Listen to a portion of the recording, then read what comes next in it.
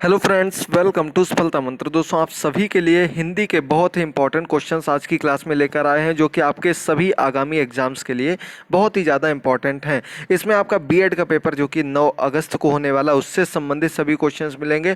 50 questions आपके BEd exam में आने वाले हैं। इसके अलावा आपके सुपर टेट में सभी एग्जाम्स में हिंदी पूछी जाती है। उन सभी एग्जाम्स के लिए सबसे चुनिंदा क्वेश्चंस लेकर आए हैं। अच्छे से देखिएगा, समझिएगा और आंसर करिएगा। पहला क्वेश्चन आपके सामने दिया गया है, और अगर आपने अभी तक चैनल सब्सक्राइब ना किया हो तो चैनल को सब्सक्राइब करके बेल आइकन जरूर प्रेस कर दीजिएगा। साथ ही साथ पुरानी क्लासेस का लिंक नीचे दिया गया है, वहां पर जाकर उन क्लासेस को भी जरूर अच्छे से देखिएगा।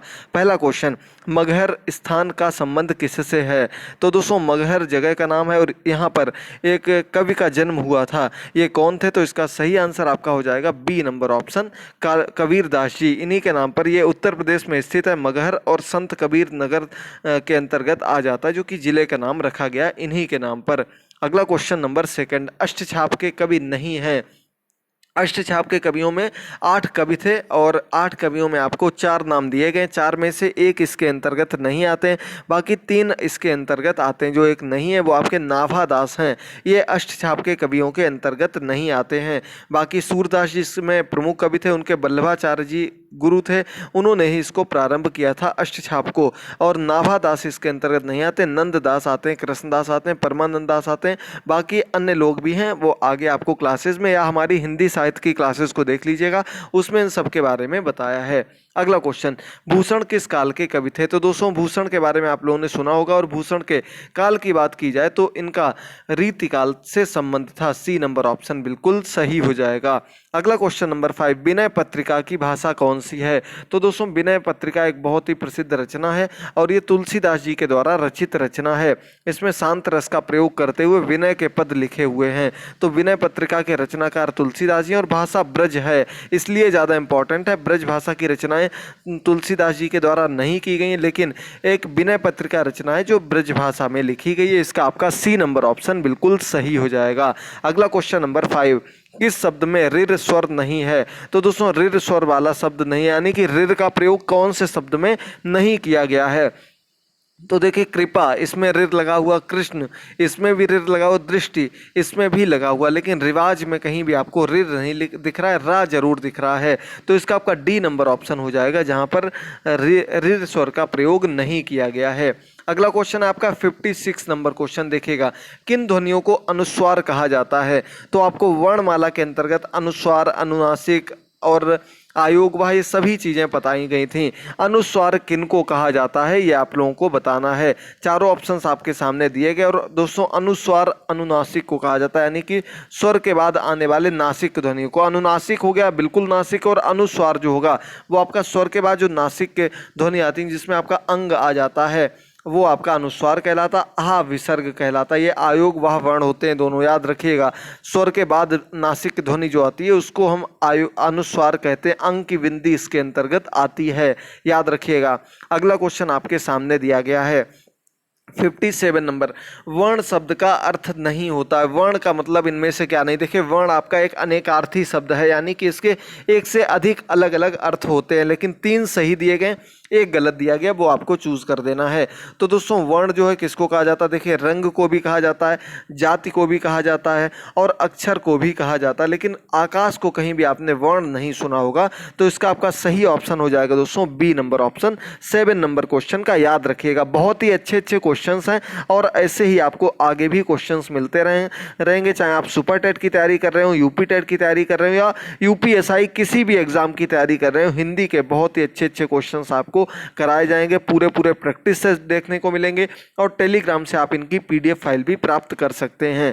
भाववाचक संज्ञा के अंतर्गत आते हैं, तो इनमें से कौन से भाववाचक संज्ञा के अंतर्गत आते हैं? पशु पक्षी आदि, गुण दोष आदि, दिशाएं आदि, या फिर आभूषण आदि। तो भाव, जहां पर कोई चीज भाव व्यक्त किया गया हो, जहां से आपको पता चल रहा हो कि ये किस बारे में, किस चीज को व्यक्त कर रहा है, क्या भावना उसके अंतर से निकल कर आ रही है, तो वो आपका कहलाता गुण दोष। गुण दोष या फिर किसी प्रकार का कोई किसी चीज़ का वर्णन करना, या उसकी आयु से संबंधित बचपन, बुढ़ापा, कोई भी चीज़ होगी आपके हमेशा भाववाचक संज्ञा के अंतर्गत आ जाएगी। अगला 59 नंबर क्वेश्चन है, मदन काली पतलून पहनकर खेलने आया। इसमें आपको बताना विशेषण क्या है। तो दोस्तों विशेषण वे होते हैं जो विशेषता बताने के लिए प्रयोग किए जाते हैं। किसी शब्द की विशेषता बताने के लिए जिन शब्दों का प्रयोग करते हैं उन्हें विशेषण कहते हैं। तो मदन ने क्या किया, पतलून पहनी है यानी कि पैंट पहना। कैसा है, काले रंग का पैंट है। तो पैंट की विशेषता क्या बताएगी कि काले रंग का है, यानी कि काली जो हो जाएगा ये यहाँ पर विशेषण हो जाएगा, याद रखिएगा। आगे बढ़ते हैं अगले क्वेश्चन पर। 10 नंबर क्वेश्चन है, कौन सा वर्ण ओष्ठ नहीं है। तो हमने आपको बताया था ओष्ठ के अंतर्गत एक तो पावर्ग आ जाता है, इसके अलावा कुछ अन्य ध्वनियां भी आती हैं। तो इनमें से कौन सा ओष्ठ के अंतर्गत नहीं आता है। तो 60 नंबर या आज का 10 नंबर क्वेश्चन देखिए, उ बोल कर देखेंगे, सीधे सीधे आपको पता लग गया ओष्ठ है। वाह वाह आपका दंत्योष्ठ के अंतर्गत आता है, केवल ओष्ठ नहीं है, लेकिन यहाँ पर बात ओष्ठ की हो रही तो ये भी आपका ओष्ठ में ही रख दिया जाएगा। लेकिन आ जो है, आ आपका कंठ के अंतर्गत आता है। कहाँ आता है, कंठ के अंतर्गत। तो आ बिल्कुल अलग हो जाएगा और जो ज़्यादा अलग होगा उसी को हमको चूज करना होता है। तो सही आंसर आपका डी नंबर ऑप्शन हो जाएगा। वैसे वाह का उच्चारण स्थान दंत्योष्ठ होता है, याद रखिएगा, यानी कि दंत और ओष्ठ मिला करके। अगला 11 नंबर क्वेश्चन, अन्वय का संधि विच्छेद क्या होगा। अन्वय शब्द दिया गया, इसका संधि विच्छेद आप लोगों को बताना है, जल्दी से चूज करिए। यण संधि के अंतर्गत आता, बहुत ही इंपॉर्टेंट क्वेश्चन है। संधियों से, मुहावरों से सबसे ज्यादा क्वेश्चन आपको देखने को मिलेंगे, इसलिए बार बार आपको बता रहे हैं इन टॉपिक को बहुत अच्छे से पढ़िएगा। इनकी सबकी थ्योरी भी हम बहुत अच्छे से आपको बता चुके हैं, लिंक नीचे दिए गए, उनको जरूर देख लीजिएगा। तो अनु प्लस अय तो अन्वय बन जाएगा। सही आंसर आपका क्या हो जाएगा, बी नंबर ऑप्शन बिल्कुल सही हो जाएगा। अय हो जाएगा, अनु प्लस अय अन्वय शब्द बन जाएगा। अगला क्वेश्चन 62 नंबर क्वेश्चन, अन्वेषण, जैसा अन्वय था ठीक वैसा ही अन्वेषण भी है। इसका क्या हो जाएगा, देखिएगा जल्दी से। हमने आपको बहुत अच्छा एक एग्जाम्पल बताया था, आ, या, रा, वा, इनमें से कोई भी वर्ण दिया उसके आगे आधा वर्ण दिया हो तो मोस्टली वहां पर आपको यण संधि देखने को मिलती है। युको एणच इसका सूत्र होता है और इसका सही आंसर हो जाएगा अनु प्लस एषण। जैसे अनु प्लस अय हो गया था ठीक वैसे ही अनु प्लस एषण, तो अन्वेषण शब्द बन जाएगा। अगला क्वेश्चन, किसी बड़े अंश का संक्षिप्त रूप दर्शाने के लिए किस संधि का प्रयोग किया जाता है। कोई बड़ा अंश है उसका संक्षिप्त रूप जब हम दर्शाएंगे तो क्या प्रयोग किया जाएगा। कोई बड़े भाग को लघु रूप में दिखाने के लिए कौन सा चिन्ह प्रयोग किया जाता है। ये आपका विराम चिन्हों से संबंधित क्वेश्चन है और इसे लाघव चिन्ह कहा जाता है। आपने देखा होगा कोई गिनती ही मान लीजिए लिख दें 1 2 और ये बीच में डैश जो लगा देते हैं अंत में 100 लिख देते हैं, तो ये लाघव चिन्ह होता है। जो बीच में डैश या बिंदु लगाए जाते हैं इन्हीं को हम लाघव चिन्ह के नाम से जानते हैं। अगला 64 नंबर क्वेश्चन, उद्देश्य व विधेय किसके अंग होते हैं। इंग्लिश में कहें तो सब्जेक्ट और प्रेडिकेट, हिंदी में कहें उद्देश्य और विधेय, ये किसके अंतर्गत आते हैं। तो ये आपके वाक्य के भेद होते हैं, सेंटेंस के भेद होते हैं। आप लोगों ने जरूर पढ़े होंगे। जो आपका मेन पॉइंट होता है जिसके लिए बात कही जा रही होती है वो उद्देश्य होता है, जिसे हम सब्जेक्ट कहते हैं, और जो भी बात कही जा रही होगी जो कुछ भी होगा वो सब कुछ आपका विधेय यानी कि प्रेडिकेट के अंतर्गत आ जाता है। अगला है परमेश्वर में कौन सा समास है। परमेश्वर यानी कि ईश्वर कैसे हैं, परम यानी कि सबसे बड़े हैं, महान ईश्वर हैं। तो महान ईश्वर की बात की गई यानी कि ईश्वर की विशेषता बताई गई है, और कहीं पर भी विशेषता बताई जाए वो आपका हमेशा कर्मधारय समास के अंतर्गत आता है। द्विग समास आपका संख्यावाचक होता है। तत्पुरुष समास में आपको देखने को मिलते हैं कारक चिन्ह का लोप और कारक चिन्ह आ जाते हैं बीच में, और इसके बाद अव्यय भाव समास में आपको प्रारंभ में अव्यय पद लिखा हुआ मिलता है, और ये आपका विशेषण विशेष्य वाला होता है। कर्मधारय वही हो जाएगा। अगला क्वेश्चन, ई ई उ कौन से सब स्वर हैं। तो दोस्तों स्वर भी अलग अलग प्रकार के होते हैं। भी लगभग 1 महीने पहले हमने आपको इस सभी स्वर के प्रकार वर्णमाला की अपनी दूसरी क्लास में बताए थे, उस क्लास को देख लीजिएगा। स्वर के जितने भी प्रकार हैं, जितने भी भेद हैं, सब कुछ आपके बिल्कुल 100% क्लियर हो जाएंगे, और ये आपके समव्रत के अंतर्गत आ जाते हैं। क्या होते हैं, समव्रत यानी कि मुंह खुलता है इनमें, ई ई उ, तो ये आपके समव्रत के अंतर्गत आ जाते हैं। अगला 67 नंबर क्वेश्चन देखिए, वर्णों के व्यवस्थित समूह को क्या कहते हैं। यानी कि वर्ण हैं लेकिन इनका क्रमबद्ध समूह है, व्यवस्थित समूह है, इनको हम किस नाम से जानते हैं। तो जब भी वर्णों का क्रमबद्ध व्यवस्थित समूह दिया होगा वो हमेशा क्या कहलाता है, वर्णमाला कहलाता है, अल्फाबेट कहलाता है। सी नंबर ऑप्शन सही हो जाएगा। अगला क्वेश्चन आपके सामने, क्लास के एंड में आज आपसे क्वेश्चन भी पूछा जाएगा, उसका आंसर आप लोगों को अधिक से अधिक संख्या में कमेंट बॉक्स में देना है और चैनल को सब्सक्राइब जरूर कर लेना है। अगला क्वेश्चन, आवरण में कौन सा उपसर्ग लगाकर नया शब्द बनाया जा सकता है? तो आवरण शब्द है, इसमें हम कौन सा उपसर्ग लगा दें जिससे कि कोई नया शब्द बन जाएगा? तो आवरण में उपसर्ग, ध्यान रखिएगा उपसर्ग क्या होते हैं? जो शब्द के आगे लगते हैं। तो परि प्लस आवरण, आपने पढ़ा होगा पर्यावरण जिसको कहते हैं, परि प्लस आवरण शब्द आपका बन जाता है पर्यावरण। ठीक है, यही आंसर सही हो जाएगा आपका, सी नंबर ऑप्शन बिल्कुल सही हो जाएगा। अगला क्वेश्चन, औपचारिक पत्र को कितने वर्गों में बांटा गया है? तो इसको सीधे सीधे भी हम सीधे आंसर पर चलते हैं, बाकी इसके जो डिस्क्रिप्शन होगा वो आपको आगे बताते रहेंगे। 3 भागों में बांटा जाता है, 3 उसमें आपका मुख्य रूप से विषय होता है। अगला 70 नंबर या 20 नंबर क्वेश्चन है, द्विग समास का उदाहरण कौन सा है? तो द्विग समास का उदाहरण आप लोगों को बताना, हमने कहा था आपको संख्यावाचक हो साथ ही साथ समूहवाचक भी हो, कोई विशेष अर्थ जहां पर आएगा वहां आपका द्विग समास नहीं होता है। तो इसका आपका सही आंसर हो जाएगा डी नंबर ऑप्शन, त्रिभुवन। त्रिभुवन जो होता है आपका क्या कहलाता है? 3 भवनों का समूह, ये आपका सही आंसर हो जाएगा। इसी प्रकार दिन रात में आपका द्वंद्व समास है क्योंकि बीच में योजक चिन्ह है और एक जैसे दोनों पद प्रधान है। अन्वय, अन्वय में आपका जहां तक कि सबसे सही ऑप्शन जो चुना जाएगा अव्ययभाव समास होगा क्योंकि अनु प्लस अय, अनु आपका अव्यय पद के अंतर्गत आता। चतुरानन में आपका हो जाएगा सही आंसर बहुब्रीहि समास, विशेष अर्थ बनता है जिसमें कोई भी शब्द दिया होगा, जब भी विशेष अर्थ बनेगा वहां हमेशा बहुब्रीहि समास हो जाएगा। अगला क्वेश्चन, दुर्गम का सही पर्यायवाची नहीं है।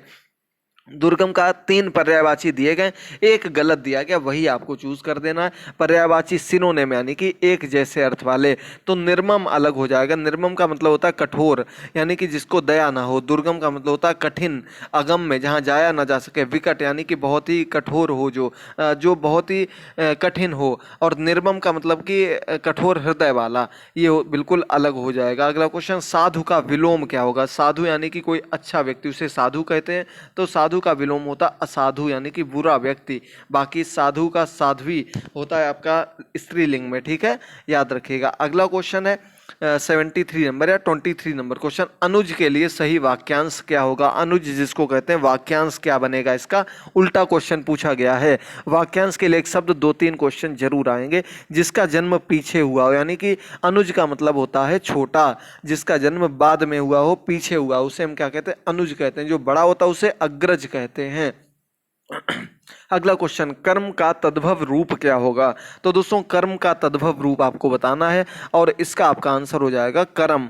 तद्भव वे शब्द होते हैं जो अलग रूप में हिंदी में प्रयोग किए जाते हैं कुछ ना कुछ परिवर्तन के बाद। तो आपका कर्म जो दिया गया ये तद्भव शब्द के रूप में हो जाएगा, कर्म तत्सम शब्द हो जाएगा। अगला क्वेश्चन, हिंदी के तत्सम शब्द वे हैं जो, हिंदी के तत्सम शब्द किनको कहा जाता है? अभी हमने आपको बताया था संस्कृत के ज्यों के त्यों जब हम प्रयोग कर लेते हैं शब्द तो वो आपके क्या कहलाते हैं? तत्सम शब्द। संस्कृत के सेम टू सेम वही शब्द, और जब कोई ना कोई परिवर्तन कर दिया जाता है तो हम क्या कर देते हैं? इनको तद्भव कह देते हैं, जो कि आपके डी नंबर ऑप्शन में दिया गया है। हिंदी में आए कोई प्राकृत या अपभ्रंश के रूप में बदल देते हैं जब हम। अगला क्वेश्चन है 26 नंबर, शिक्षक शब्द का सही प्रत्यय क्या बनेगा? शिक्षक में आपको बताना है सही प्रत्यय क्या बनकर सामने आएगा। तो इसमें आपका सही प्रत्यय हो जाएगा अक। आपका सही आंसर हो जाएगा ए नंबर ऑप्शन, याद रखिएगा। शिक्षक में अक प्रत्यय होता, केवल का प्रत्यय नहीं होगा। अगला क्वेश्चन, अत्याचार में उपसर्ग बताना है आपको। तो सीधे सीधे संधि विच्छेद कर दीजिए, आपको उपसर्ग मिल जाएगा। तो सही आंसर आपका हो जाएगा सी नंबर ऑप्शन, अति प्लस आचार। अति प्लस आचार शब्द आपका बन जाता है अत्याचार, याद रखिएगा, बहुत महत्वपूर्ण है, यण संधि के अंतर्गत आता है। अब दोस्तों पहले आज का प्रश्न सुन लीजिएगा। हमने आपको भी वर्णमाला बताया था, आपको बताना वर्णमाला में कुल कितने वर्ण हैं, वर्णों की संख्या कितनी है, ये आप लोगों को कमेंट बॉक्स में बहुत से ज़्यादा लोग, जितने ज़्यादा से ज़्यादा लोग हो सकें जरूर बताइएगा। अपनी पूरी तैयारी करिएगा, कहीं भी आपको कोई डाउट लगे तो जरूर पूछिएगा, आपकी 100% तैयारी यहीं पर कराई जाएगी। अगला क्वेश्चन, अनुभवातीत किसको कहा जाता है? अनुभवातीत किसको कहा जाता है? 78 नंबर क्वेश्चन है। सही आंसर आपका हो जाएगा सी नंबर ऑप्शन, अनुभव से परे उसे अनुभवातीत कहा जाता है, एक्सपीरियंस होल्डर। अगला क्वेश्चन, दांतों तले उंगली दबाना कहावत का अर्थ क्या होगा? दांतों तले उंगली दबाना यानी कि बहुत ही ज्यादा एकदम ऐसा दृश्य देख लेना जिसे देखकर आपको आश्चर्य हो जाए। ए नंबर ऑप्शन सही हो जाएगा। अगला क्वेश्चन 30 नंबर क्वेश्चन, ईंट का जवाब पत्थर से देना, कहावत का अर्थ क्या होगा? ईंट का जवाब पत्थर से देना। तो ये भी आपका एक प्रकार का मुहावरा है, लोकोक्तियां, इससे जरूर आपके 5 क्वेश्चन के जरूर पूछे जाएंगे, याद रखिएगा। तो इसका आपका सही आंसर हो जाएगा दोस्तों ए नंबर ऑप्शन, किसी की दुष्टता का करारा जवाब दे देना। यानी कि कोई अगर गलत कार्य कर रहा, कोई अगर मार रहा तो उसको दूना मारना, कस के जवाब दे देना, यही सबसे सही आंसर हो जाएगा। अगला क्वेश्चन, निम्न प्रश्न में दिए गए विकल्पों में शुद्ध वर्तनी वाले शब्द का चयन कीजिए। यानी कि 4 में से आपको एक शुद्ध रूप में दिया गया, संशोधन किस प्रकार से लिखा जाएगा? तो संशोधन तो बहुत ईजी, आप लोग जानते होंगे, ए नंबर ऑप्शन सही हो जाएगा। इस प्रकार से संशोधन लिखा जाता है। अगला क्वेश्चन, आदिकाल की विशेषता क्या होगी? आदिकाल जो है सबसे प्राचीन काल है आदिकाल, जिसमें हमने आपको बताई थी चंद्रवरदाई की रचना थी, अन्य वीर रस से प्रचलित सभी ओतप्रोत रचनाएं थी। और सही आंसर आपका डी नंबर हो जाएगा, क्योंकि अप्रमाणिक रचनाएं, ज्यादातर प्रमाणिक रचनाएं इसकी नहीं है, क्योंकि बहुत ही प्राचीन काल की रचनाएं हैं। संकुचित राष्ट्रीयता, यानी कि केवल अपने क्षेत्र की बात होती थी, राष्ट्रीयता की बात नहीं होती थी। युद्धों का सजीव वर्णन, वीरता से परिपूर्ण वर्णन होता था। डी नंबर ऑप्शन सही हो जाएगा। दोस्तों हिंदी साहित्य की पूरी प्लेलिस्ट जरूर देख लीजिएगा, आपके कम से कम 3-4 अंक वहां से पक्के हो जाएंगे।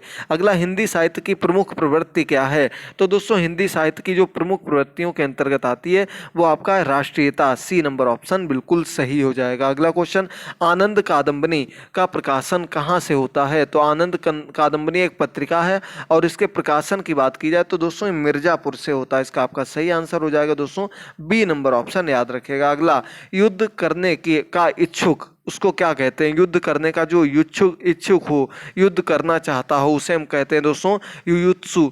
इसका आपका सही ऑप्शन हो जाएगा डी नंबर ऑप्शन, युयुत्सु। युद्ध रखने की का इच्छुक जो होता है युयुत्सु कहते हैं, और इच्छा रखने वाला युत्सा कहलाता है। अगला क्वेश्चन है, देखिए जल्दी से समझिए, 4 में से आपका एक विकल्प सही है, वो आपको चूज करना है। और दोस्तों साथ ही साथ फिर से आपको बता रहे हैं, जरूर सभी क्लासेस को देखते रहिए, अपनी पूरी तैयारी करते रहिए। पुरानी क्लासेस को देखकर आप और भी अच्छे से तैयारी कर सकते हैं। कमेंट बॉक्स में जरूर बताइएगा आपको क्लास कैसी लगी, और लाइक के बटन को जरूर प्रेस कर दीजिएगा, एक सीट आपकी पक्की कर देंगे यहां से। अगला क्वेश्चन, एक गाय, आप चारों ऑप्शंस पहले पढ़ लीजिए जल्दी से। तो दोस्तों इसका देखिए सही ऑप्शन क्या हो जाएगा, जो सही रूप में लिखा गया है वो आपका डी नंबर ऑप्शन, एक गाय, 2 घोड़े और 1 बकरी मैदान में चर रही है। इसका आपका डी नंबर ऑप्शन बिल्कुल सही हो जाएगा। चलिए आगे बढ़ते हैं अगले क्वेश्चन पर, 87 या 27 नंबर क्वेश्चन पर। कहत नट रीझत खिजत मिलत खिलत लजियात, भरे भौं में करत हैं नैनहु सी सौ बात। उपरोक्त पंक्तियों में से कौन सा रस है? तो इनमें कौन सा रस है ये आप लोगों को बताना, जल्दी से समझिएगा और आंसर करिएगा। तो दोस्तों बहुत अच्छा क्वेश्चन है और इसका आपका सही आंसर हो जाएगा बी नंबर ऑप्शन, श्रृंगार रस की यहाँ पर बात हो रही है। देखिएगा, श्रृंगार रस से परिपूर्ण रचना है, आपकी ब्रज भाषा में लिखी हुई है। अगला क्वेश्चन, दोहा का उल्टा क्या होता है? तो दोस्तों दोहा आपका एक प्रकार का छंद होता है, और दोहे का ठीक उल्टा छंद जो कहलाता है उसे हम कहते हैं दोस्तों सोरठा। सी नंबर ऑप्शन सही हो जाएगा। यानी कि पहले तीसरे को कर दें दूसरे चौथे पर, दूसरे चौथे को पहले तीसरे पर, तो वो सोरठा बन जाता है। अगला क्वेश्चन और आज का अंतिम क्वेश्चन देखिएगा, ये पूरी प्लेलिस्ट का लिंक, ये पूरी आज की पीडीएफ का लिंक आपको टेलीग्राम चैनल पर मिल जाएगा। सफलता मंत्र नाम कर आप सर्च कर सकते हैं, लिंक आपको नीचे डिस्क्रिप्शन बॉक्स में दिया गया है। लाल चेहरा है नहीं फिर लाल किसके में कौन सा अलंकार है? लाल शब्द 2 बार आया है, दोनों बार अर्थ अलग अलग है। तो जब एक पद बार बार आए और अर्थ अलग अलग हुआ, एमक अलंकार होता है, याद रखिएगा। लाल चेहरा है नहीं, यानी कि लाल रंग की बात हो रही है। फिर लाल किसके, यानी कि किसके पुत्र हो, तो ये आप लोगों का सही आंसर बी नंबर ऑप्शन हो जाएगा। आज के सभी क्वेश्चंस क्लियर हुए, उम्मीद करते हैं आपको क्लास पसंद आई होगी। लगभग 40 क्वेश्चंस आज की क्लास में आपको करा दिए। जरूर बताइएगा कैसे क्वेश्चंस लगे, कैसी क्लास लगी, और वर्णमाला में कितने वर्ण होते हैं। अब जाइए पुरानी क्लासेस को देखते रहिए। थैंक यू दोस्तों, गुड बाय, टेक केयर।